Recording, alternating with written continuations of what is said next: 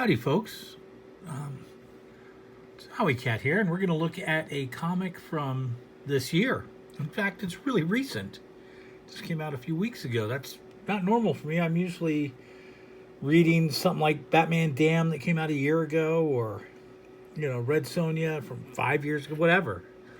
I do read new stuff, but as far as the reviews and seeing something that's worth it, it's New Year's Eve today, so let's look at a book called New Year's Evil. I have done at least one, maybe more of these anthology book reviews on here. Normally, DC does one or more of these a year. They used to do them kind of quarterly, but they don't. Sometimes a summer book will pop up. Quite often, a Halloween book will pop up. And on occasion, a Christmassy type book. This one's a Christmassy type, because obviously Joker's dressed as Santa, even though it's called New Year's Evil, because it's all villains. The story's all villains. These anthologies are always 80 pages. It's like $10. It's an FC price. If it's bad, it's totally not worth it. I would say this one was worth the money. It was a good read. I enjoyed myself. I'm still not going to say go get it, because it's going to drop. There's nothing in it that's going to make it stay at that price. It's going to be in bargain bins, although stores probably didn't buy much of it. Anyways, New Year's Evil, it's covered the 2020. Now, my problem is, and a lot of these characters are not in it. That's not my problem. My problem with most of these, they do for Halloween, is the stories always have, like, not a cliffhanger, a twist ending, a Twilight Zone ending, as people would call it, or a M. Night Shyamalan ending, or, whatever you'd call it, where when you turn that last page, the last one I read, I would say out of the 10 stories, 10 stories I read, at least 5, you turn the last page and find out that the guy you were rooting for was really the bad guy.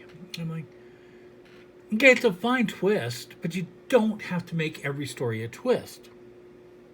And that to me is an important point in storytelling. That's what my whole comic book-esque things are about, is storytelling, not just, reviewing certain books, but reviewing the storytelling ability. Like, I think Tick Tracks, they tell their stories pretty well, even though I am not a fan of what they do. I'm kind of a fan of them. So, and this told 10 really fun stories. They didn't have like a surprise twist.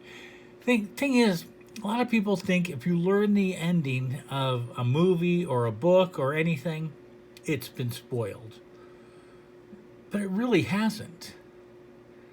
I mean, did you enjoy Titanic? Everybody loved Titanic. Were you surprised when the ship sunk? Yeah, there's some stuff in there like, what did Rose do with the kicking Jack off the board? That was kind of, I guess you could call that a spoiler. I just call it a dick move.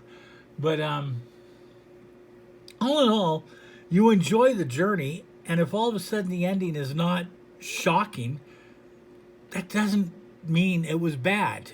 So storytelling and shocking endings do not have to go hand in hand. And a lot of times they forget that with these little short stories. So here you get 10 stories that are pretty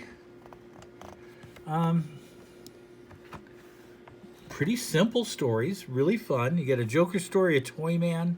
It's really cool because it's all villains. A Toyman, Sinestro, Poison Ivy, Ares, Black Adam, Calendar Man, Kronos, a Prankster, and Harley Quinn. A couple of those were really cool. The Joker one does have a twist that's just brutal. I loved it.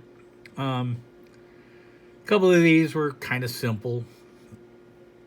But they all were decent reads, which I like. I like the fact that they didn't have to suddenly go, let's be mysterious and theme it, and everything has to have Santa in it. And the thing is, it all kind of takes place around Christmas. That's it.